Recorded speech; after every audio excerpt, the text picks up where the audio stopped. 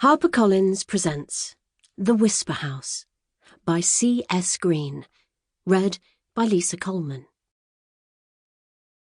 Prologue.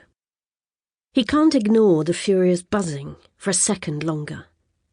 Throwing back the blanket, the boy crosses on bare feet to the windowsill, where he pauses to stare. The bumblebee seems monstrously big against the smeared pane of glass that's causing its noisy frustration.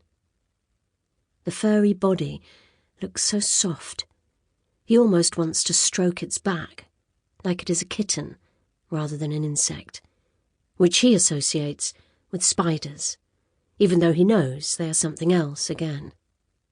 The bee is getting weaker now, and it drops to the windowsill and crawls sluggishly, looking for an escape. It won't sting him, he thinks, but as he bends down to get a closer look, the bee emits a loud, angry buzz, and his heart rate spikes thrillingly. For a minute, there's only him and the bee in the whole world. All he has to do is open the window and let it fly free, or give it some sugary water. He read that somewhere. Moving ever so slowly, so as not to startle the little creature, he reaches into his pocket for the handkerchief that is balled up there and begins to wrap it around his hand.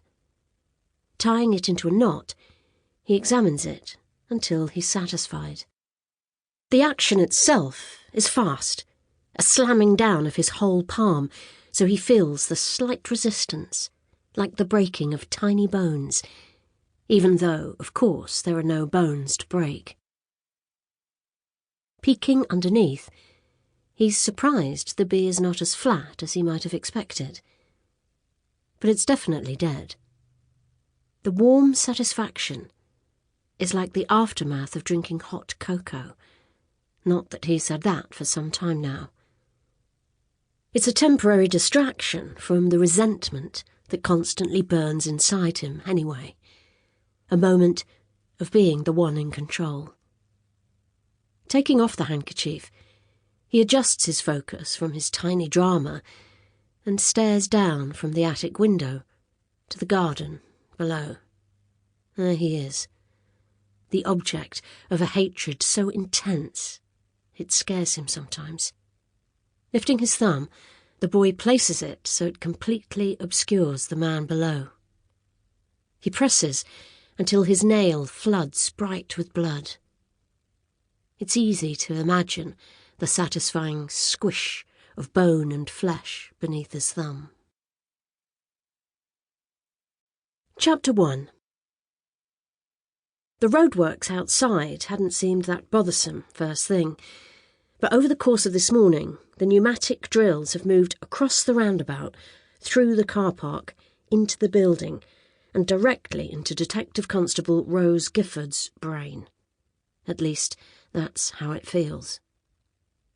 Squinting against the headache that squeezes her temples, she notes the time on the large railway clock on one wall, and sighs.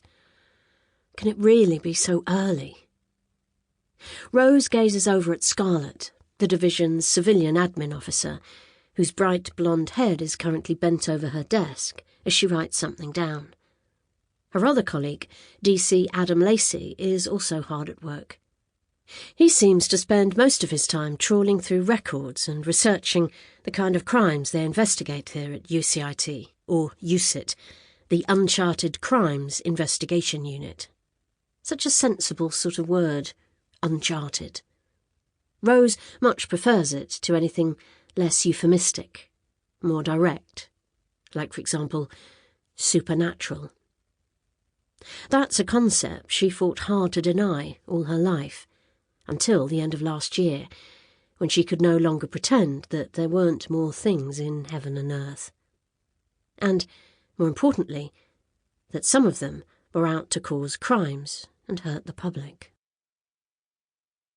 Not for the first time this week, or even today, Rose finds herself wondering what she would be doing right now if she were back in her old job with the murder investigation team at Angel Street Police Station. She wouldn't have time for all the Sample complete. Ready to continue?